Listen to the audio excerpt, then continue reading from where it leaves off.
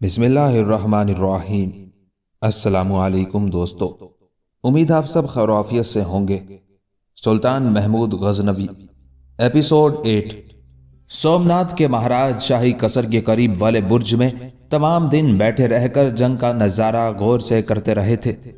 उनके पास धर्मपाल और चंद दीगर राजे भी सारा दिन ही बैठे रहे थे। उन सब ने मुसलमानों की जुर्रत और शुजाअत देखी थी। उन्हें फिक्र लाहक हो गया था कि अगर जंग की यही सूरत रही तो खौफ है कहीं मुसलमान फतेहयाब न हो जाएं। टिड्डी दिल राजपूत किला, शहर, मंदिर और उनके दरमियान मैदानों में फैले हुए थे। वो मुसलमानों से 6 गुना ज्यादा थे, लेकिन उनकी ये जुर्रत ना होती थी कि सब मैदान में निकलकर एकदम हमला कर दें। कुछ रात गए सुखदेव जंगलों में होता हुआ किले में दाखिल हो गया था और महाराजा को उसके आने की इतला हो गई थी। उन्हें उसके आने से कुछ खुशी हुई थी, लेकिन ये थोड़ी सी खुशी भी उस वक्त खाक में मिल गई जब महाराजा को यह मालूम हुआ कि दिन भर की लड़ाई में तीनों महाजात पर तकरीबन 10,000 राजपूत मारे गए हैं।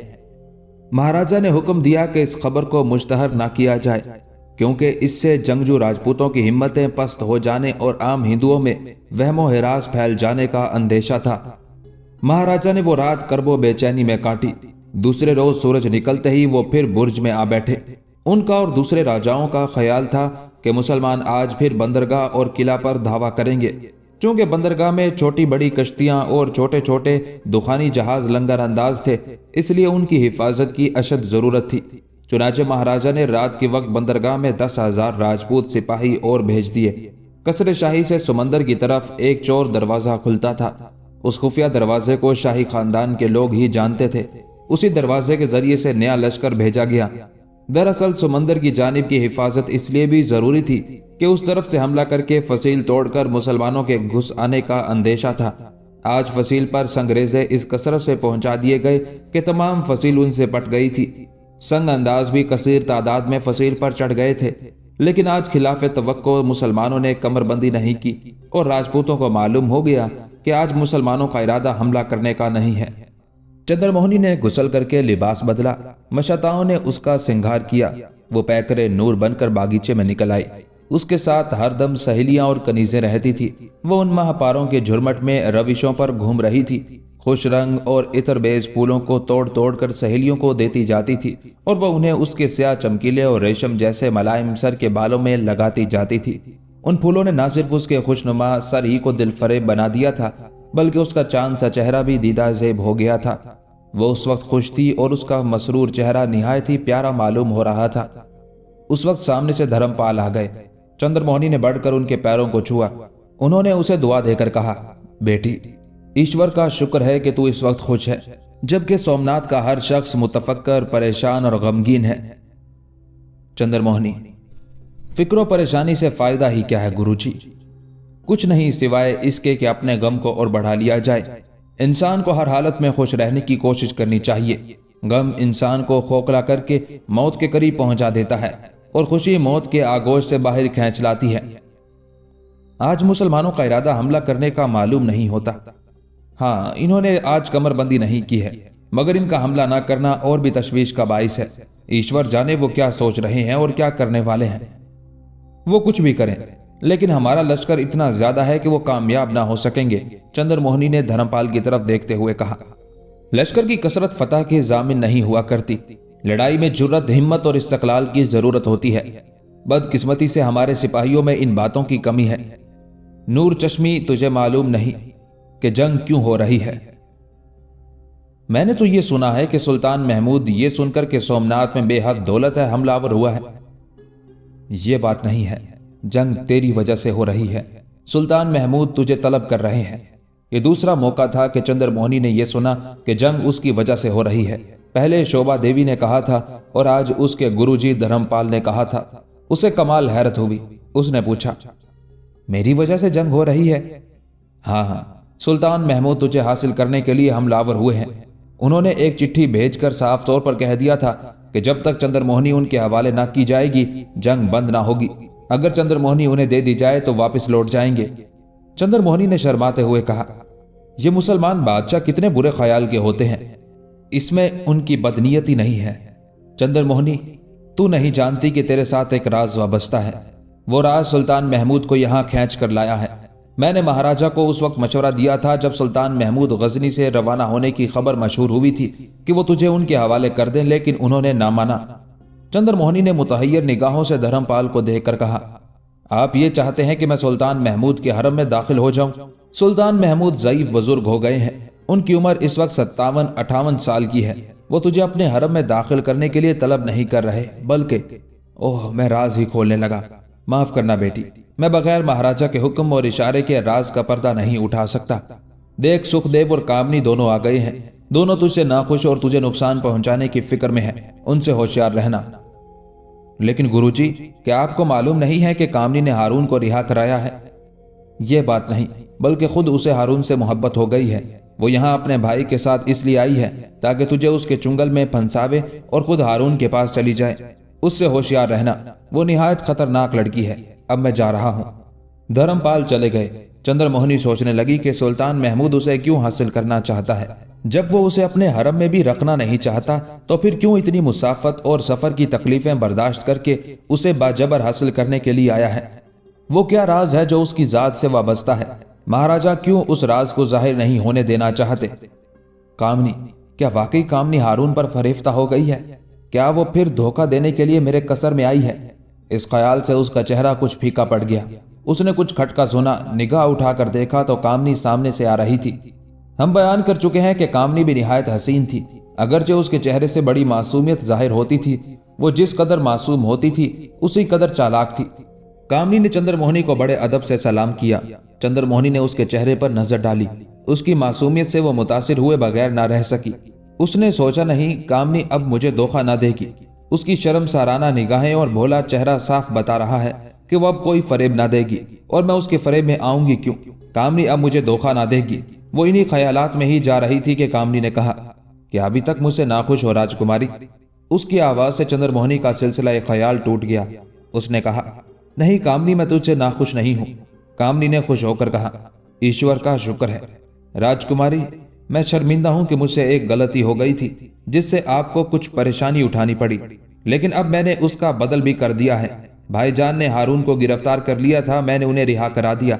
माताजी ने शायद आपसे उसका जिक्र किया हो। हाँ, मुझसे माताजी ने कहा था। मैं तुम्हारी शुक्रगुजार हूं कामनी, मैंने अपनी वफादारी का सबूत दिया है। राजकुमारी जी, भाई सुखदेव को भी आपके नाराज और खफा हो जाने का बड़ा मलाल और सदमा है। वो महाराजा की मदद के लिए नहीं बल्कि महज आपको खुश करने के लिए आए हैं। तब तो उन्होंने बड़ी गलती की। उन्हें खलूसे दिल से देवता सोमनाथ जी की मदद के लिए आना चाहिए था। देवता सोमनाथ जी ही ने उन्हें सपने में यहाँ आने के लिए कहा था। तब उन्होंने अच्छा किया। इस वक्त धूप में गर्मी आ गई है, आओ अब चलें। चलिए।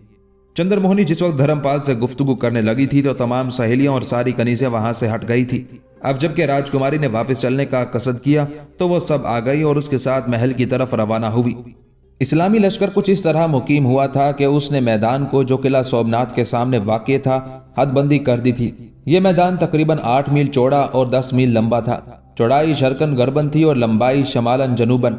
एक मैदान के मगरबी समत दरियाए ओमान शुमाल से बहकर जनूब में घूमकर समंदर में गिर जाता था। दरियाए ओमान के किनारे पर एक महफूज मकाम में औरतों के लिए पर्दा सिरा कायम कर दिया था।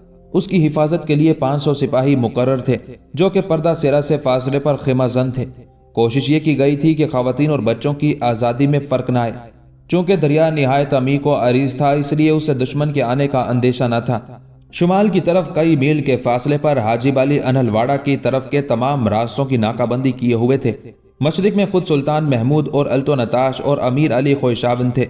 इस तरह से मुसलमानों के ख्याल में पर्दा सिरा बिल्कुल महफूज था और लश्कर से अलग भी था। खवातीन के खेमे दरिया के ऐन किनारे पर एक नशेबी सब्जाजार में वाक़ थे। दरिया के किनारे किनारे जमीन से मिली हुई सब्ज माइल धानी रंग की घास खड़ी थी। देखने में यह घास निहायत खुशनुमा मालूम होती थी। औरतें और बच्चे और लड़कियां इस कदर फर्श को पसंद करती थी कि कालीनों को छोड़कर उस पर बैठती थी, उस पर नमाजें पढ़ती थी, उसी पर खेलती थी। जिस रोज मुसलमानों ने धावा किया था उससे अगले रोज मगरिब की नमाज के बाद अनीसा कई लड़कियों के साथ दरिया के किनारे पर आई और पानी की रवानगी का मंजर देखने लगी। चांद निकला हुआ था। चांदनी ठंडी धूप की तरह फैली हुई थी। ہر چیز چمک رہی تھی اور ہر شے بھلی معلوم ہو رہی تھی۔ دریا کا سفید پانی موجیں لیتا، کناروں سے ٹکراتا، شور کرتا نہایت آہستگی سے بہہ رہا تھا۔ انیسا: کیسا دلکش منظر ہے۔ ایک لڑکی: یہ مقام جنت کا ٹکڑا معلوم ہوتا ہے۔ دوسری: چاندنی نے ہر چیز کو نکھار دیا ہے، پانی، سبزہ، درختوں کے پتے، میدان اور ٹیلے سب کیسے بھلے معلوم ہو رہے ہیں۔ تیسری لڑکی نے مسکرا کر کہا: آسمان کا چاند تو نے دیکھا، لیکن زمین کا چاند نہیں دیکھا۔ سب لڑکیوں نے ایک زبان ہو کر پوچھا: زمین کا چاند کہاں ہے؟ اس لڑکی نے شوخی سے انیسا کی طرف انگلی اٹھا کر متبسم ہو کر کہا: وہ ہے۔ کیا دیکھا نہیں کہ اس کے چہرے سے لمعتے نور کی لہریں نکل نکل کر فضا میں پھیل کر چاندنی پر غالب آنے کی کوشش کر رہی ہیں؟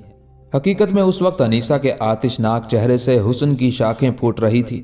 ایسا معلوم ہوتا تھا جیسے چاند اس کے حسین چہرے سے قصبے ضیاء کر رہا ہو۔ تمام لڑکیوں نے ہنس کر کہا: بے شک۔ انیسا بھی مسکرانے لگی۔ اس نے کہا: تم شرارت سے باز نہ ہوگی۔ وہ یہ کہہ کر ان کی طرف جھپٹی۔ تمام لڑکیاں ہنستی ہوئی بھاگ گئیں اور تنہا انیسا ہی اسی جگہ کھڑی رہ گئی۔ وہ نہایت اطمینان سے کھڑی سیر میں مصروف تھی۔ لڑکیاں دور نکل گئی تھیں، اتنی دور کہ ان کی باتیں کرنے کی آواز بھی آنی بند ہو گئی تھی۔ وہ مصروف نظارہ تھی کہ اس نے گھوڑے کے ٹاپوں کی آواز سنی۔ اس کی محویت اور مصروفیت غائب ہو گئی۔ وہ دیکھنے لگی کہ اس وقت کون اور کس لیے آ رہا ہے۔ اسے دور سے ایک سفید پوش سوار آتا نظر آیا۔ اس نے عائشہ سے کہا: کیا یہ برہان ہے؟ دل تو یہی کہتا ہے، مگر وہ اس وقت یہاں کیسے آتے؟ وہ تو انتہائی جنوب میں سمندر کے کنارے پر دشمنوں کا راستہ روکے پڑے ہیں۔ سوار قریب آتا جا رہا تھا۔ جب وہ بالکل پاس آ گیا تو انیسا نے پہچان لیا، وہ برہان ہی تھے۔ انہیں دیکھتے ہی اس کا چہرہ چمکنے لگا۔ آتشناک رخسار تیز گلابی رنگ میں ڈوب گئے، آنکھوں سے سحر خیز چمک خارج ہونے لگی۔ لیکن اس نے فوراً سوار کی طرف سے رخ پھیر لیا اور دریا کی طرف منہ کر کے اس طرح کھڑی ہو گئی جیسے اس نے سوار کو دیکھا ہی نہیں۔ برہان نے انیسا کے پاس آ کر اسے محو نظارہ دیکھا تو ان کا دل دھڑکنے لگا۔ وہ گھوڑے سے اترے اور سیمتن کی طرف بڑھے جو تجاہل عارفانہ کیے کھڑی تھی۔ انہوں نے آہستہ سے کہا: انیسا۔ انیسا ایک دم چونک کر اس طرح اچھل پڑی جیسے وہ ڈر گئی ہو۔ اس کے منہ سے ہلکی سی چیخ نکلی اور پیچھے کی طرف اس طرح جھکنے لگی جیسے گرنے ہی والی ہو۔ برہان نے گھوڑے کی باگ چھوڑ کر جلدی سے اسے سنبھالتے ہوئے کہا: انیسا، انیسا میں ہوں، تم ڈر گئی؟ انیسا نے انہیں حیرت اور خوف بھری نگاہوں سے دیکھا اور پھر جلدی سے ان کی آغوش سے الگ ہو کر لمبے لمبے سانس لیتے ہوئے کہا: اف، تم نے تو مجھے ڈرا ہی دیا۔ برہان بیچارے کو کیا خبر تھی کہ شعلہ رو انیسا اداکاری کر رہی ہے۔ وہ انہیں آتے ہوئے دیکھ چکی تھی، نہ ڈری ہے نہ حیرت زدہ ہے، اس کی کیفیت مصنوعی ہے۔ وہ گھبرا بھی گئے اور نادم بھی ہوئے۔ انہوں نے ندامت خیز لہجے میں کہا: معاف کرو انیسا، مجھ سے سخت حماقت ہوئی۔ انیسا کو ہنسی آنے لگی لیکن اس نے ضبط کر کے کہا: تمہاری اس حرکت سے میرا دل اب تک دھڑک رہا ہے، آخر تم نے ایسا کیوں کیا؟ برہان ایک مجرم کی طرح ندامت سے سر جھکائے ہوئے کھڑے تھے۔ انہوں نے کہا: میں یہ نہیں سمجھا تھا کہ میرے آہستہ سے پکارنے سے بھی تم اس قدر ڈر جاؤ گی۔ ہاں، تم کیوں سمجھنے لگے تھے؟ تمہیں تو اپنی بہادری پر زوم ہے نا؟ میں نے کبھی کسی کے سامنے اپنی بہادری کا دعویٰ نہیں کیا۔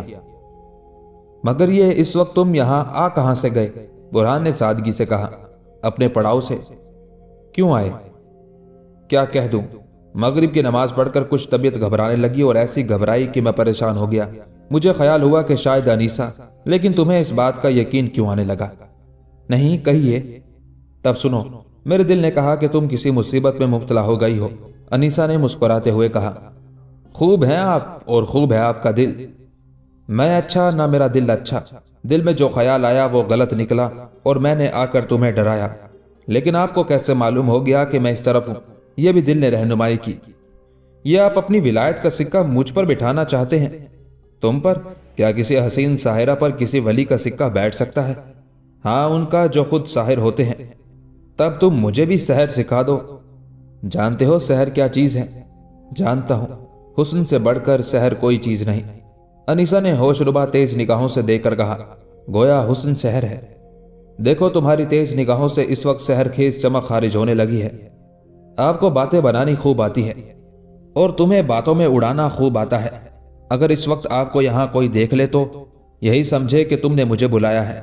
اچھا، مہربانی کر کے میں چلا جاؤں؟ اس طرح بدنامی کا خوف ہے؟ انیسا، آخر تم اس قدر سنگ دل کیوں ہو؟ سننا، یہ کیسی آواز آئی؟ اس وقت چپو چلانے کی آوازیں آئیں۔ برہان نے بھی سنی۔ انہوں نے دریا کی طرف دیکھا۔ दरिया में कोई कश्ती आ रही थी, लेकिन किसकी है? मुसलमान के पास तो कोई कश्ती है नहीं, और अब एक नहीं कई कश्तियां आ रही थी। बुरहान ने जल्दी से कहा, राजपूतों ने पर्दा सिरा पर यलगार की है। अनीसा तुम दौड़ जाओ, पर्दा सिरा में पहुंच जाओ, जाओ जल्दी करो, देखो कश्तियां किनारे से आ लगी हैं। अनीसा ने घबराकर बुरहान की तरफ देखते हुए कहा, और आप? मैं इन्हें रोकूंगा। क्या तन्हा ही? हाँ तन्हा ही। तुम मेरी फिक्र ना करो अनीसा, भाग जाओ, यहां से भाग जाओ, देखो कश्तियां बांध दी गई हैं और राजपूत इनमें से उतरने लगे हैं। वक्त जाया ना करो, तुम्हारी मौजूदगी में मैं कुछ ना कर सकूंगा। अनीसा ने एक लम्हा कुछ सोचा, उसने कहा, अच्छा आप एक इकरार करें, जल्दी कहो क्या? जब तक राजपूत पर्दा सिरा के करीब ना पहुंचे, आप ना उनके सामने हो ना उन पर हमला करें। मैं इकरार करता हूं, तुम जाओ। बुरहान ने अनीसा को अपने हाथ से धकेल दिया। वो दौड़ गई और बुरहान घोड़े पर सवार होकर एक टेले की आड़ में खड़े होकर राजपूतों की नकलो हरकत देखने लगे। राजपूत 10-12 कश्तियों में सवार होकर आए थे। जिस जगह उन्होंने कश्तियां किनारे से लगाई वह ऊंचे ऊंचे टेलों की आड़ में थी। पर्दा सिरा वहां से फासले पर था। इस तरह कोई मुस्लिम मर्द औरत ना आते जाते थे। राजपूत जल्दी जल्दी कश्तियों में से उतरकर टेलों के पीछे छुप गए। बुरहान ने अंदाजा लगाया कि वो 250 के करीब हैं। वो भी समझ गए कि उनका इरादा फौरन ही हमला करने का नहीं है, बल्कि रात को किसी वक्त छापा मारने की फिक्र में है। फिर भी वो उन्हें खड़े देखते रहे। वो नशेब में घोड़े पर सवार खड़े थे, इसलिए राजपूतों ने उन्हें नहीं देखा। जब बुरहान को ये इत्मीनान हो गया कि राजपूत सरदस्त आगे बढ़ना नहीं चाहते, तो वो आहिस्ता आहिस्ता चले। इस बात का उन्होंने ख्याल रखा कि राजपूत उनकी मौजूदगी से खबरदार ना हो। वो ऐसे रास्ते पर हुए जिसके दोनों तरफ चट्टानों की तरह ऊंचे ऊंचे टेले थे। राजपूतों ने उन्हें नहीं देखा और वो पर्दा सिरा के करीब पहुंच गए। यहाँ उन्हें अनीसा मिली। उसने खुश होकर कहा, आप आ गए? बुरहान ने घोड़े से उतरते हुए कहा, तुम यहाँ खड़ी हो अनीसा, किस लिए? अनीसा ने बेसाख्ती से कहा, मैं आपको देख रही थी, मुझे खौफ था कहीं आप राजपूतों पर हमला ना कर दें। बुरहान ने शुक्रगुजार नजरों से देखकर कहा, खुदा का शुक्र है तुमको मेरा ख्याल तो है। अनीसा शर्मा गई। दोशीशगी की हया ने उसके चेहरे को दिलफरेब बना दिया। बुरहान ने कहा, मैं जरूर इन पर हमला कर देता अगर वो 10-20 होते या पर्दा सिरा पर छापा मारते। किस कदर हैं वो? 250 हैं। शायद वो रात को छापा मारने की फिक्र में है। हाँ, इस वक्त वो टेलों के पीछे छुप गए हैं। देखो ईशा की आजान हो रही है। अब तुम इत्मीनान से पर्दा सिरा में जाओ, मैं भी जा रहा हूं। आप कहाँ जा रहे हैं? मैं मुहाफिज दस्ते में जाकर नमाज पढ़ूंगा और उस दस्ते में से 250 मुजाहिदीन लेकर पर्दा सिरा के करीब छुप जाऊंगा, और जब राजपूत छापा मारने के लिए आएंगे तब उन पर एक हमला कर दूंगा। अनीसा ने खुश होकर कहा, तदबीर तो निहायत मुनासिब है। वो चली गई। बुरहान घोड़ा बढ़ाकर पर्दा सिरा के मुहाफिज दस्ते में दाखिल हुए। उस दस्ते के तमाम सिपाही नमाज की तैयारी कर रहे थे। बुरहान ने घोड़ा एक खेमे की रस्सी से बांधा, वजू किया और नमाज में शरीक हो गए। नमाज पढ़कर उन्होंने दस्ते के मुहाफिज से सरगोशी के लहजे में कहा, राजपूतों का इरादा तुम पर छापा मारने का है। उस दस्ते के सरदार का नाम खमारताज था। वो चौंक पड़े। उन्होंने पूछा, आपको कैसे मालूम हुआ? बुरहान ने कश्तियों में राजपूतों के आने और टेलों के पीछे छुप जाने का तमाम वाकया सुनाया। खमारताज ने कहा, तब इत्मीनान रखे, हम इंशाअल्लाह सबको अपने काबू में कर लेंगे। उसके बाद दोनों अफसरों में कुछ देर तक निहायत आहिस्ती से बातें होती रही और कुछ वक्फे के बाद वो 250 सिपाहियों को लेकर रवाना हो गए। राजपूत कश्तियों में उतरकर टेलों के पीछे सब सब्ज घास पर निहायत इत्मीनान से बैठ गए थे। चूंकि कश्तियों के मल्लाह भी जंग के सिपाही थे, इसलिए वो भी कश्तियां छोड़कर वहीं आ गए थे। ये लोग बिल्कुल खामोश थे।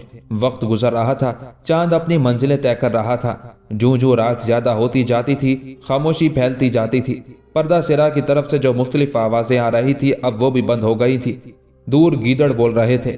उस वक्त एक राजपूत ने कहा, अब आधी रात हो गई है, हमें तैयार हो जाना चाहिए। दूसरा, बेशक वक्त आ गया है जिसका हमें इंतजार था। तीसरा, अगर हमारा छापा कामयाब हुआ और इन मलीचों की औरतें और बच्चे हमारे काबू में आ गए, तो जो शराइत हमारे महाराजा पेश करेंगे, सुल्तान महमूद मजबूर होकर उन्हें कबूल व मंजूर करेगा। पहला, इसलिए तो हमें इस खतरनाक मुहिम पर भेजा गया है। दूसरा, सोमनाथ जी की कृपा हम यहाँ तक तो आ गए हैं, अब कामयाब छापा मारना ही बाकी है। तीसरा, सोमनाथ जी ने चाहा तो छापा कामयाब होगा। इस तरफ से मुसलमान बिल्कुल गाफिल हैं। वो समझते होंगे कमर की तरफ से कोई खटका नहीं है, और सुबह को जब अपनी औरतों और बच्चों को गायब देखेंगे तब हैरान होंगे। चौथा, करतार सिंह ने बड़ी जुर्रत की, कल यहाँ आकर तमाम बातों की देखभाल कर गए। पांचवा, वो अपना काम कर गए, अब हमें अपना काम करना बाकी है। छठा, कोशिश ये करना कि किसी की आवाज ना निकले। इन औरतों का मुहाफिज दस्ता जरा फासले पर मुकीम है। अगर उसके सिपाहियों को कुछ शुबा हो गया तो वो चढ़ दौड़ेंगे और फिर हमें मुश्किलात का सामना करना पड़ेगा। उस दस्ते के अफसर ने कहा, जो शख्स जिस औरत या बच्चे को गिरफ्तार करे फौरन उसका मुंह बांध दे। अगर कोई उनमें चिल्लाने की कोशिश करे तो खंजर उसके कलेजे में झोंक कर उसे खामोश कर दे। हर सिपाही को निहायत होशियारी और मुस्तैदी से काम करना चाहिए। अब ये लोग निहायत आहिस्तगी से रवाना हुए और उन टेलों के ऊपर चढ़ गए जिनके पीछे मुसलमान छुपे हुए थे। ये टेले निहायत ऊंचे थे।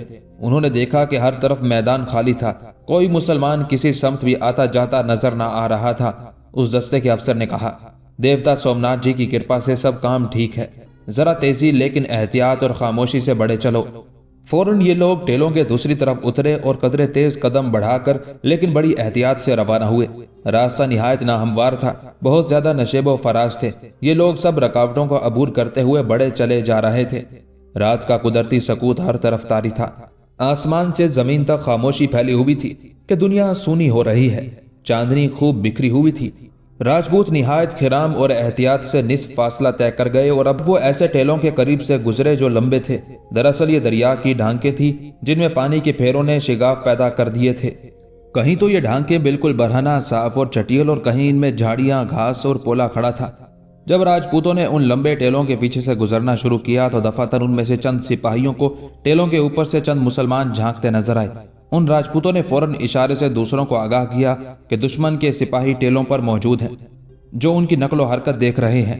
ये सुनते ही तमाम राजपूतों ने घबराकर निगाहें उठाई और ऊपर देखना शुरू किया। अव्वल तो चंद ही मुसलमान झांकते नजर आए थे, लेकिन अब सैकड़ों सर नजर आने लगे। ये मंजर देखकर राजपूतों के हवास बाख्ता हो गए। वो एक दूसरे का मुंह तकने लगे। उनके अफसर ने कहा, दलेरो, हिम्मत हारने और घबराने का वक्त नहीं है। ऐसा मालूम होता है कि मुसलमानों के मुहाफिज दस्ते ने तुम्हें देख लिया और तुम्हारे सर पर आ खड़ा हुआ है। जुर्रत करो और इस दस्ते का खात्मा करने के लिए तैयार हो जाओ। अभी वो तलकीन ही कर रहा था कि ऊपर से तीरों की बाढ़ पड़ी और 15-20 राजपूत जद में आ गए। चूंकि वो ज्यादा मजरू हो गए थे इसलिए चीखने और चिल्लाने लगे। अफसर ने उन्हें डांटते हुए कहा, कमबख्तो, चुप रहो, शोर ना करो। मेरा ख्याल है ये मुसलमान थोड़े से हैं, वरना जरूर सामने आकर मुकाबला करते। अगर तुमने शोर किया तो इनके लिए मदद पहुंच जाएगी। तेजी से बढ़कर इन टेलों के दरमियान से निकल जाओ और दूसरी तरफ से मुसलमानों पर हमला कर दो। जो राजपूत जख्मी हुए थे शिद्दत कर्ब से कराह रहे थे। उन जख्मियों को उनके साथियों ने वहीं कसम पुरसी की हालत में छोड़ दिया और खुद तेजी से आगे बढ़े। अभी चंद ही कदम चले थे कि फिर ऊपर से तीरों की बाढ़ पड़ी और फिर कई राजपूत मजरू होकर चीख उठे और रास्ते ही में ढेर हो गए। उस दस्ते में बकिया सिपाही जख्मियों को रोनते हुए बराबर बढ़ते रहे, यहाँ तक कि वो गली की नुक्कड़ पर जा पहुंचे। लेकिन जो ही उन्होंने गली से बाहर सर निकालना चाहा, फौरन ही इधर उधर से मुसलमान झपट कर सामने आ गए और उन्होंने तलवारों से उन राजपूतों का इस्तकबाल किया। राजपूत झुककर पीछे हटे, लेकिन उनके हटते ही ऊपर से तीरों की तीसरी बाढ़ भी पड़ी और फिर बहुत से आदमी जख्मी होकर गिर गए। राजपूत निहायत बदहवास हो गए थे। मुसलमानों ने सामने से गली की नाकाबंदी कर रखी थी और ऊपर से तीरों का मी बरसा रहे थे। अब उनके लिए सिवाय भागने के और कोई चारा न था। चुनाचे वो पुष्ट की तरफ भागे। जो मुसलमान नाकाबंदी किए हुए थे वो तलवारें सौंध कर उनके पीछे दौड़े और भागते हुए राजपूतों के पास पहुंचकर उन्हें तलवारों की धारों पर रख लिया। फिर निहायत फुर्ती से हमले करके उनकी लाशों से गली को पाटना शुरू कर दिया। राजपूत इस कदर घबरा गए थे कि वो लौटकर मुसलमानों का मुकाबला न कर सके, बल्कि निहायत तेजी से टेलों की दरमियानी गली से निकलने की कोशिश में मसरूफ हुए। आखिर वो उस गली से निकलने में कामयाब हो गए, लेकिन जो ही उन्होंने मैदान में कदम रखा उनकी निगाहें उन मुसलमानों पर पड़ी जो टेलों के नीचे ही नंगी तलवारें लिए खड़े थे। राजपूत ये कैफियत देखकर सहम गए और दम बखुद होकर सकते के आलम में खड़े रह गए। मुसलमानों ने फौरन उन पर हमला करके उन्हें कत्ल करना शुरू कर दिया और चश्मे ज़दन में तकरीबन 100 राजपूतों का सफाया कर डाला। इधर वो मुसलमान भी आ गए जो उनका ताक़ुब किए चले आ रहे थे और उन्होंने पीछे से आकर पुरजोर हमला करके उनकी कसीर तादाद को मार डाला। राजपूत भी संभले, लेकिन उस वक्त जब उनकी मादूदे चंद आदमी बाकी रह गए उन्होंने भी मुसलमानों पर वार करने शुरू कर दिए, लेकिन उनकी तादाद ही कितनी बाकी रह गई थी। फिर वो खौफजदा और हिरासा थे। उनके वार ओछे पड़े। मुसलमानों ने ढाल पर उनके वार रोककर उन पर शिद्दत से हमला किया और एक एक करके तमाम राजपूतों को काट कर डाल दिया। इस तरह राजपूतों के उस दस्ते का खात्मा हो गया जो मुसलमानों की मस्तूरात को गिरफ्तार करने के इरादे से आया था। जब तमाम राजपूत मारे जा चुके तब मुसलमानों ने बढ़कर उन कश्तियों पर कब्जा कर लिया। बुरहान की दानिशमंदी से यह खामोश फतह मुसलमानों को हासिल हुई और इससे राजपूतों को काफी नुकसान पहुंचा। धर्मपाल ने चंद्रमोहनी को मुतनब्बे कर दिया था कि वो कामनी और सुखदेव दोनों बहन भाई से होशियार रहे। उसने तहिया कर लिया था कि वो सुखदेव से तो मिलेगे ही नहीं और कामनी के साथ ख्वाह वो कितना भी कहे कहीं ना जाएगी। लेकिन एक फिक्र उसे लाहिक हो गया था اور وہ تھا کہ کامنی جیسی نازنین اور پری چہرہ لڑکی بھی ہارون پر فریفتہ ہو گئی تھی۔ یہ وہ خوب جانتی تھی کہ کامنی اس سے زیادہ ہوشیار، زیادہ چالاک اور زیادہ بے باک ہے، اچھی خاصی حسین و شکیل بھی تھی۔ اسے یہ خیال تکلیف دینے لگا کہ کہیں ہارون کامنی کے جال میں پھنس کر اسے نہ بھول جائے۔ اس نے خیال کیا کہ ہارون مسلمان ہے، غیر کف، ملیچ، ایک معمولی درجے کا سردار، اور وہ خود راجکماری ہے، مہاراجہ سومناتھ کی بیٹی، پھر حسین و جمال ماں پہرا۔ اس کے لیے یہ مناسب نہیں ہے کہ وہ اس کا خیال بھی دل میں لائے۔ مانا اس کی صورت اچھی ہے لیکن سیرت کی کیا خبر؟ اس کے علاوہ وہ اس سلطان محمود کے ساتھ ہے جو محض اسے حاصل کرنے کے لیے آیا ہے اور اس کی قوم سے جنگ کر رہا ہے۔ اس خیال کے آتے ہی ایک دوسرا خیال اسے ستانے لگا۔ وہ راجکماری نہیں ہے، اس کی ذات سے کوئی راز وابستہ ہے۔ سلطان محمود کو وہ راز معلوم ہو گیا ہے اور اسی لیے وہ اسے حاصل کرنا چاہتا ہے۔ لیکن وہ راز کیا ہے؟ مہاراجہ کیوں اس راز کا انکشاف نہیں چاہتے؟ اس میں کیا مصلحت ہے؟ دیر تک وہ اس خیال میں غرق رہی لیکن اس کے نازک دماغ میں کوئی بات نہ آئی، اور رفتہ رفتہ وہ پھر سب سے پہلے خیال یعنی کامنی اور ہارون کی محبت کے معاملے میں منہمک ہو گئی۔ کچھ دیر کے بعد ان خیالات میں تھک کر ان سے پیچھا چھڑانے کے لیے اس نے دل میں کہا، اوہ اگر کامنی کو ہارون سے محبت ہے تو ہو، اگر ہارون بھی اس سے محبت کرنے لگے تو مجھے کیا؟ میں کیوں پریشان ہوں؟ ہارون سے مجھے کیا غرض؟ اس کا خیال بھی مجھے اپنے دل میں نہیں لانا چاہیے۔ وہ دشمن ہے میری قوم کا، میرے مذہب کا، میرے ایمان کا، میرے دیوتا کا، اور سب سے بڑی بات یہ کہ وہ مسلمان ہے۔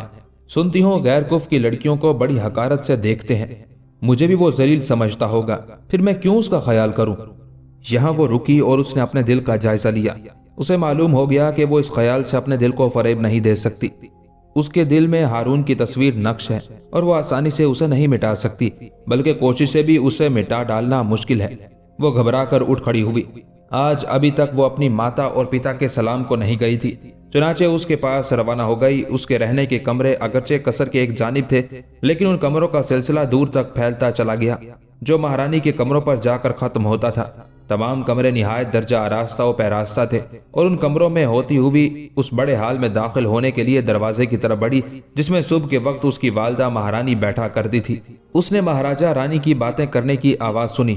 وہ ٹھٹک گئی اور واپس جانے کا خیال ہی کر رہی تھی کہ اس نے اپنے متعلق ذکر ہوتے سنا۔ وہ کھڑی رہ گئی۔ مہاراجہ کہہ رہے تھے، چندر موہنی کا راز سوائے چند آدمیوں کے اور کسی کو معلوم نہیں ہے، لیکن حیرت ہے کہ سلطان محمود کو کیسے معلوم ہو گیا؟ مجھے بھی یہی تعجب ہو رہا ہے مہاراجہ۔ میرے خیال میں سومناتھ کے اندر کوئی ایسا شخص ہے جو ہماری جاسوسی کر رہا ہے اور سلطان کو اس نے خبر دی ہے۔ مہارانی، یہ تو یقینی بات ہے لیکن دیکھنا ہے کہ ایسا کون شخص ہو سکتا ہے۔ مہاراجہ، کوئی ہمارا ہی ہم قوم ہے، شاید سلطان محمود نے اسے رشوت دی ہے۔ مہارانی، یا اس نے سلطان محمود سے کوئی معاہدہ کر لیا ہو۔ ہاں، ہو سکتا ہے۔ میں نے بہت سی راتیں اس غور و خوض میں گزار دی لیکن اس معمے کو حل نہیں کر سکا۔